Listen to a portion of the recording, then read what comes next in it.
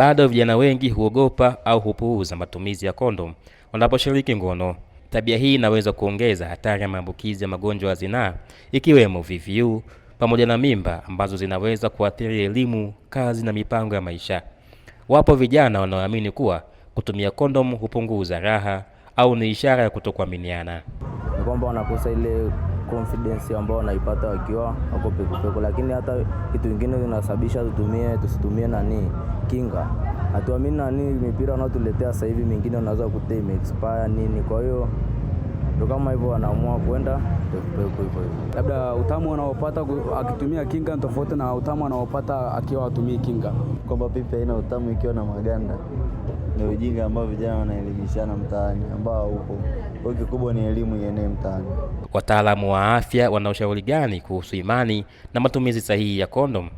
Kama wataalamu wa afya bado tunaendelea kusisitiza matumizi sahihi ya kondom kwa sababu matumizi sahihi ya kondom yana faida kadhaa. Tunasema kondom inatoa dual protection, yani ulinzi kwa namna mbili. Namna ya kwanza inasaidia kupunguza na kuondoa uwezekano wa kupata magonjwa ya ngono. Magonjwa ya ngono ni kama ugonjwa wa kaswende au gonorea au pangusa na kadhalika. Lakini pia kondom inasaidia kuzuia maambukizi ya virusi vya ukimwi. Kwa maana hiyo kijana anapokuwa ametumia kondom maana yake anapata ulinzi katika hayo maeneo mawili.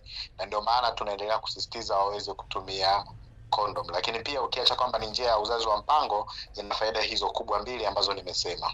Mkoa wa Manyara ni miongoni mwa mikoa yenye kiwango cha chini cha maambukizi ya VVU hapa nchini. Utafiti wa Tanzania HIV Impact Survey unaonyesha kuwa kiwango cha maambukizi ya VVU kwa watu wenye umri wa miaka 15 na zaidi ni takriban 1.8%.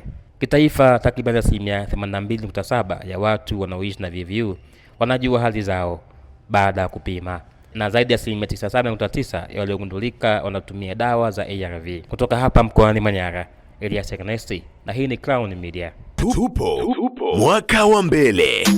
Imewashika.